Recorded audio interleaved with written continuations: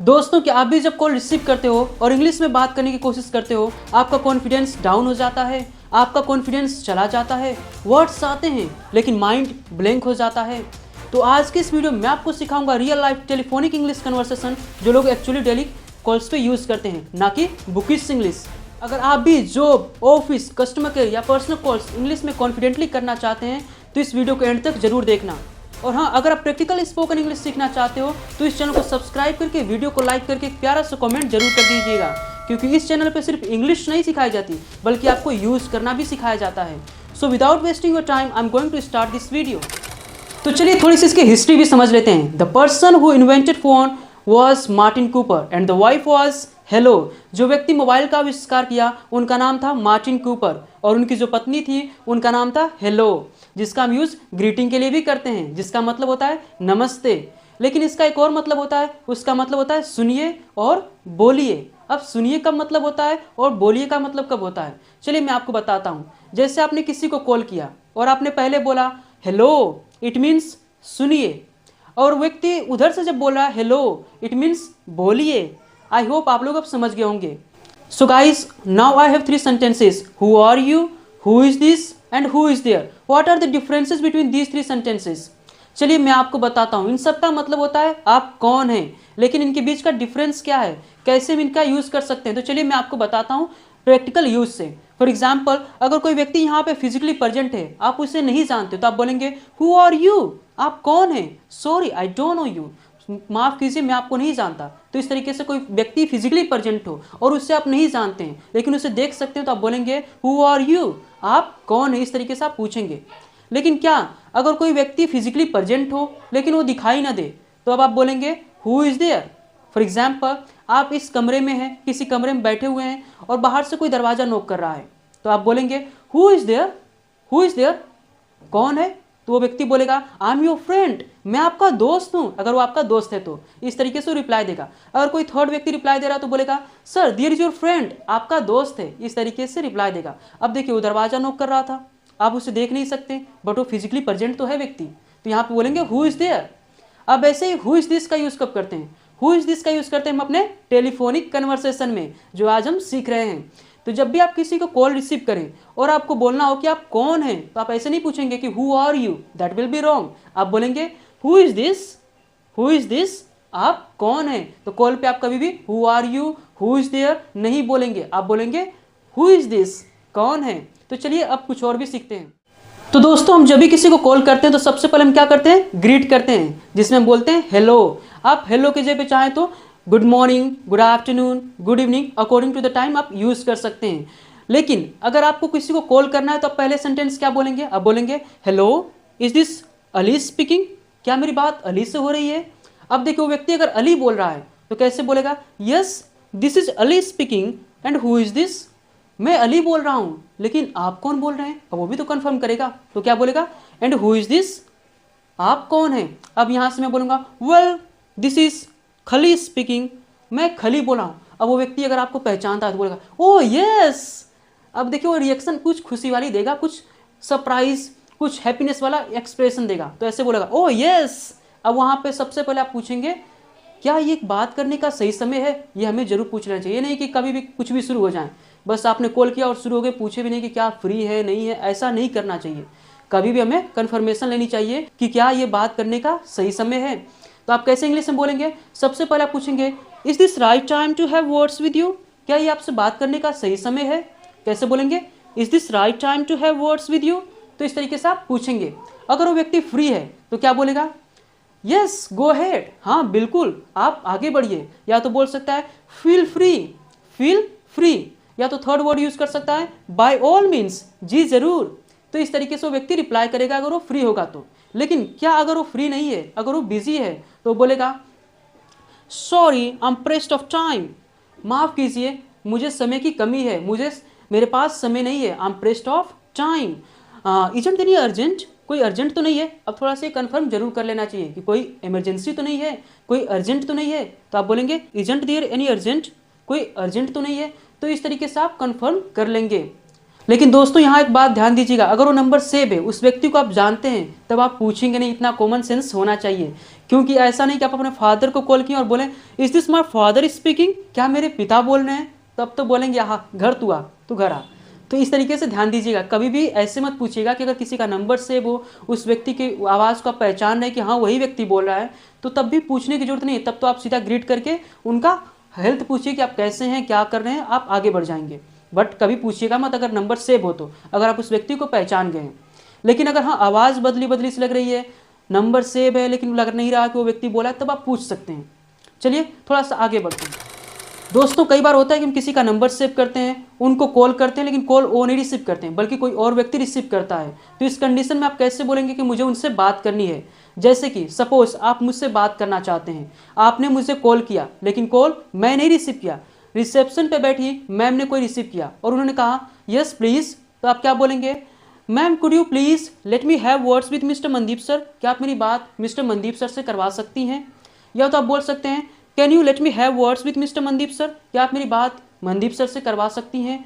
या तो आप बोल सकते हैं can I have words with mister Mandeep sir, क्या मैं मनदीप सर से बात कर सकता हूँ। या तो आप बोल सकते हैं may I have words with mister Mandeep sir, क्या मैं मनदीप सर से बात कर सकता हूँ। या तो आप बोल सकते हैं could you put me through mister Mandeep sir, क्या आप मेरी बात मनदीप सर से करवा सकती हैं। तो ये सभी सेंटेंसेज आप यूज़ कर सकते हैं, लेकिन हाँ कोई एक यूज़ कीजिएगा, पूरा नहीं कि सर ने बोल दिया पूरा सेंटेंस लो बोल दिया, ऐसा मत कीजिएगा। सेंटेंस को ही आपको एक यूज़ करना है, जिसमें से आप कुड मे इन सब का यूज़ करें, दैट विल बी फॉर्मल। ये फॉर्मल इंग्लिश है, ये अच्छी होती हैं जो आप प्रोफेशनली बोल सकते हैं, प्रोफेशनली पूछ सकते हैं। तो आप कुड का यूज़ कीजिए, मे का यूज़ कीजिए प्रोफेशनली बात करने के लिए। आई होप आप लोग समझ गए होंगे। तो चलिए आगे के प्रोसेस देखते हैं। अब वो मैम क्या मुझसे बात करवाने के लिए लेकर आएंगे फ़ोन, तो आपको कुछ देर के लिए रुकने के लिए कहेंगे, तो कैसे बोलेंगे, बोलेंगे जैम प्लीज़। इसका मतलब होता है just a minute, full form क्या होता है, जस्ट अ मिनट, मतलब कृपया एक मिनट रुकिए। या तो बोल सकती हैं वेट अ मिनट, एक मिनट इंतज़ार कीजिए। या बोल सकती हैं वेट फॉर अ व्हाइल, कुछ देर के लिए इंतज़ार कीजिए। या तो बोल सकती हैं हैंग ऑन, रुकिए ठहरिए। या बोल सकती हैं होल्ड ऑन।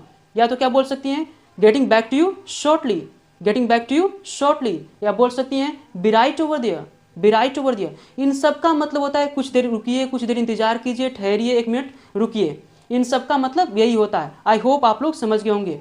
तो चलिए अब आगे बढ़ते हैं। तो देखिए कई बार ऐसा होता है कि आपने कॉल किया, मैम से आपकी बात हुई, आपने मुझसे बात करने के लिए कहा, मैम ने आपको कुछ देर रुकने के लिए कहा, और वो डायरेक्ट ऐसा नहीं कि मुझसे तुरंत आके बात करा देंगी। हो सकता है कि मैं मीटिंग में हूँ, मैं बिजी हूँ, तो पहले क्या करेंगी, आपसे फिर कन्फर्मेशन लेंगी कि आपको किस रिगार्डिंग बात करना है। तो कैसे पूछेंगी, excuse me sir he is pressed of time, may I know regarding what you want to talk. वो तो सर मीटिंग में बैठे हैं, थोड़ा वो व्यस्त हैं, क्या मैं जान सकती हूँ आप किस वजह से बात करना चाहते हैं, किस लिए बात करना चाहते हैं, what do you want to talk, आप क्या बात करना चाहते हैं। तो इस तरीके से वो पूछेंगी। तो क्या बोलेंगी, excuse me sir he is pressed of time, may I know regarding what you want to talk, आप किस रिगार्डिंग बात करना चाहते हैं, किस लिए बात करना चाहते हैं। या तो सिंपली वो बोल सकती हैं what do you want to talk, आप क्या बात करना चाहते हैं। तो इस तरीके से आप कन्फर्मेशन ले लेंगे कि क्यों बात करना चाहते हैं, क्या बात है। दोस्तों कई बार ऐसा होता है कि हम किसी को कॉल करते हैं, बात करते हैं, कुछ देर के बाद आवाज़ कटने लगती है, आवाज़ सही से नहीं आती। तो कई लोग बोलते हैं योर वॉइस इज़ कटिंग, ये गलत है, ऐसा मत बोलिएगा योर वॉइस इज़ कटिंग, आप कोई काट नहीं रहे। तो यहाँ पे बोलेंगे योर वॉइस इज़ बफरिंग। अगर आवाज़ फटफट के आ रही है तो क्या बोलेंगे, योर वॉइस इज़ बफरिंग, आपकी जो आवाज़ है फटफट के आ रही है। कई बार ऐसा होता है भनभना के आती है बिल्कुल आवाज़, तो वहाँ पे आप बोलेंगे your voice is buzzing, your voice is buzzing. कई बार ऐसा होता है कि आवाज़ कट कट के आती है, तो वहाँ पे आपको क्या बोलेंगे, your voice is cracking, your voice is cracking. या तो आप बोल सकते हैं your voice is jarring, your voice is jarring.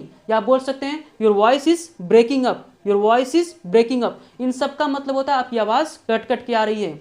कई बार ऐसा भी होता है कि आवाज़ बिल्कुल गूंज के आती है, तो वहाँ बोलेंगे your voice is echoing, your voice is echoing. जैसे कई बार फिल्मों में आपने देखा होगा, पहाड़ों में जाते हैं और बोलते हैं रिया आई लव यू रिया, अब वो पूरा आवाज़ गूंजने लगती है, आई लव यू रिया, रिया रिया रिया, वो आवाज़ पूरी गूंजती चली जाती है। तो जब ऐसी आवाज़ अगर कई बार गूंजे तो आप बोलेंगे your voice is echoing, your voice is echoing. I hope आप लोग समझ गए होंगे।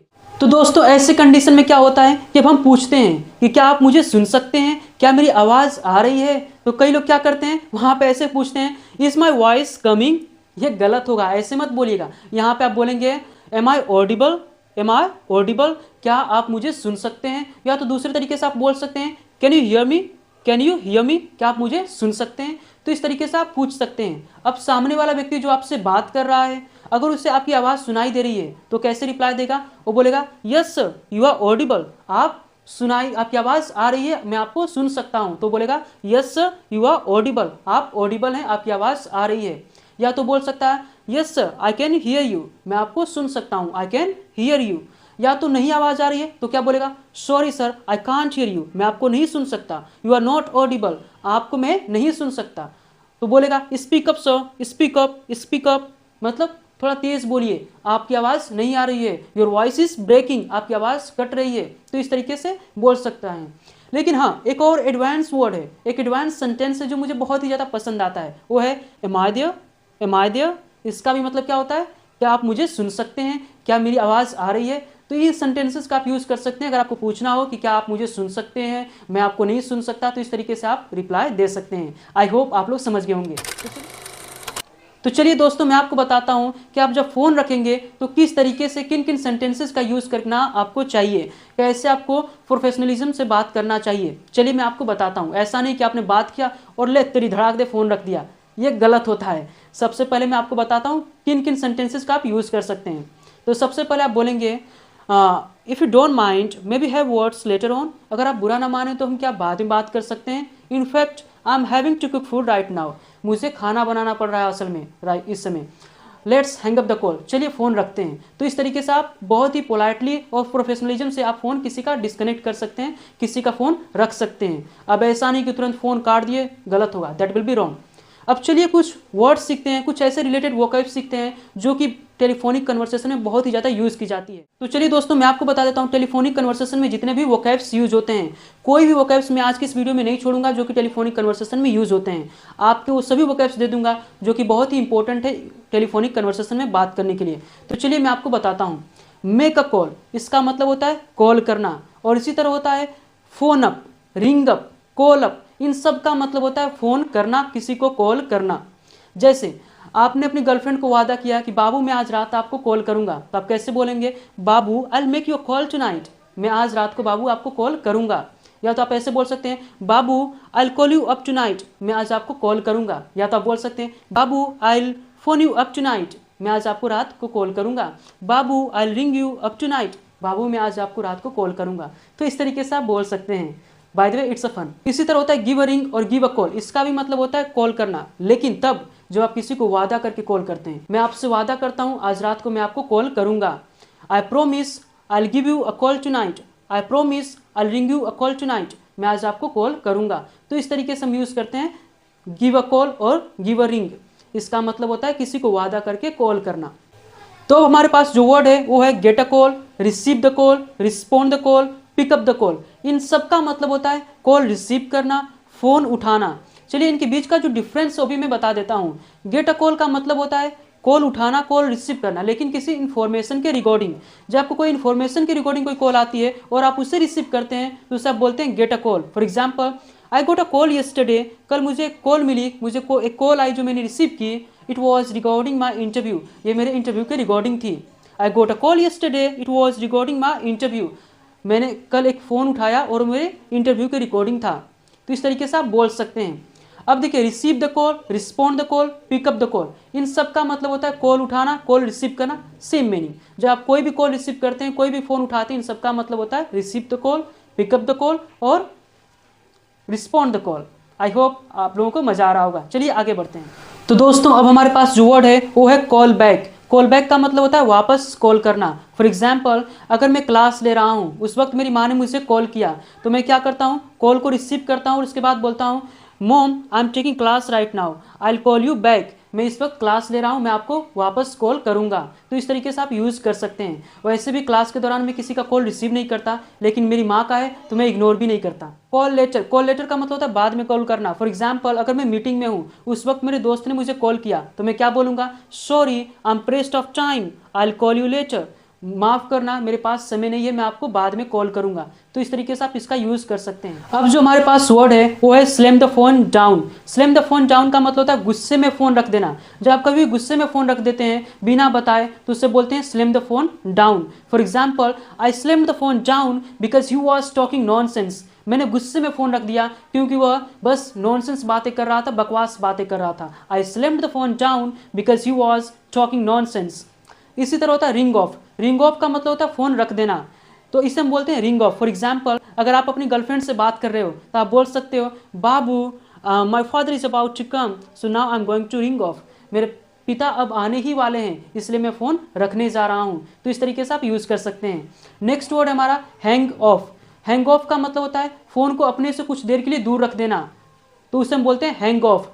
जब हम स्टडी करने जाते हैं और हम चाहते कोई डिस्ट्रैक्शन ना हो तो ऐसा काम हम करते हैं कि अपने फ़ोन को हैंग ऑफ कर देते हैं, अपने से दूर रख देते हैं, तो वहाँ बोलते हैं hang of. Hang up. Hang up का मतलब होता है बिना बताए फ़ोन रख देना। For example, she hung me up. यार उसने मुझे बिना बताए फ़ोन रख दिया, शी हंग मी अप। अब हमारे पास जो वर्ड है वो है नोट कैच। नोट कैच का मतलब होता है समझ में ना आना। For example, sorry I didn't catch that. माफ़ कीजिए मुझे समझ में नहीं आया। माफ़ कीजिए, क्षमा कीजिए, मुझे नहीं समझ में आया। Sorry I didn't catch that. Give a buzz. Give a बज का मतलब होता है किसी को कॉल करवाना, करना नहीं बल्कि किसी को कॉल करवाना, वहाँ पे बोलते हैं गिव अ बज। फॉर एग्जाम्पल, गिव हर अ बज, उसे कॉल करो। गिव हर अ बज, उसे कॉल करो, तो यहाँ पे बोलते हैं give a buzz. Give a बज का मतलब होता है किसी को कॉल करवाना। Call around. कॉल अराउंड का भी मतलब होता है फ़ोन लगाना, लेकिन एक साथ बहुत सारे लोगों को। जब बहुत सारे लोगों को कॉल लगाते हैं उसे बोलते हैं call around. For example, I called around all my students. मैंने अपने सारे स्टूडेंट्स को कॉल लगाया। I called around all the students. मैंने अपने सारे विद्यार्थियों को, सारे स्टूडेंट्स को कॉल लगाया। इसे बोलते हैं कॉल अराउंड। मतलब एक साथ कई लोगों को कॉल करना, बहुत सारे लोगों को कॉल करना, उसे बोलते हैं कॉल अराउंड। इसी तरह हमारा नेक्स्ट वर्ड है गेट थ्रू। गेट थ्रू का मतलब होता है कॉल लगना। Finally I have got through. अरे यार अंततः उसे कॉल लग गया। Finally I have got through. Finally call लग गया। Finally I have got through. Have a call. Have a call का मतलब होता है फ़ोन आना। For example, I had a call from Riya last night. पिछले रात मुझे रिया की कॉल आई थी। I had a call from Riya last night. पिछले रात मुझे रिया की कॉल आई थी। तो इस तरीके से आप यूज़ कर सकते हैं। इसी तरह हमारा नेक्स्ट वर्ड है इंगेज। इंगेज का मतलब होता है किसी के साथ व्यस्त होना। व्यस्त होना तो वहाँ पे होता है engage. For example, he is engaged with someone. वह किसी के साथ लगा हुआ है। He is engaged with someone. तो इस तरीके से आप इसका यूज़ कर सकते हैं। Now the next word that is on the phone और ओवर द फोन। इसका मतलब होता है फ़ोन पर बात करना, ऑन द फोन और over the phone. For example, I proposed her over the phone. मैंने उससे फ़ोन पर ही प्रपोज कर दिया। एंड सी एक्सेप्टेड, और उसने एक्सेप्ट भी कर लिया। यार मैं तो बहुत डरा हुआ था लेकिन उसने फाइनली एक्सेप्ट कर लिया। I proposed her on the phone और over the phone and she accepted. मैंने उससे फ़ोन पर ही प्रपोज किया और उसने एक्सेप्ट कर लिया। तो इस तरीके से आप इसका यूज़ कर सकते हैं ऑन द फोन और over the phone. Flat. Flat का मतलब होता है बैटरी का खराब होना। फॉर एग्जाम्पल, आपने मेरा फ़ोन लिया और आपको पता चला इसकी बैटरी खराब है, तो आप बोलेंगे sir the battery is flat, replace it. Sir battery खराब है, इसे बदल लीजिए। गोन ऑफ। गोन ऑफ का मतलब होता है, गोन ऑफ का मतलब क्या होना, बंद हो जाना। गोन ऑफ का मतलब बंद हो जाना। For example, my phone has gone off. मेरा फ़ोन जो है ना बंद हो गया है। My phone has gone off, मेरा फ़ोन बंद हो गया है।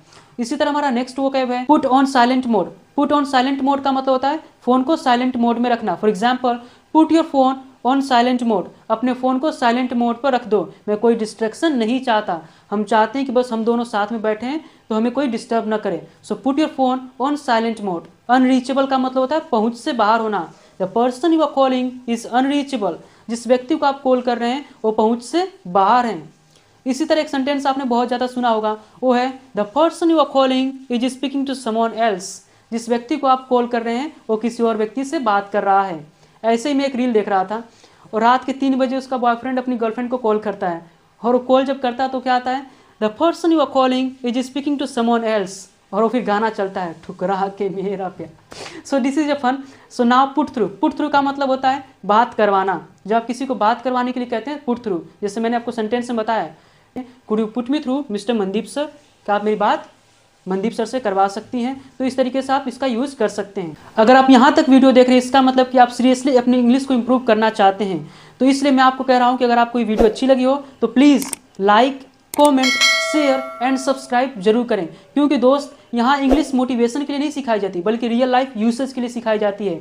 तो प्रैक्टिस करो, फ़ोन उठाओ, कॉन्फिडेंटली बोलो। मिलते हैं नेक्स्ट वीडियो में।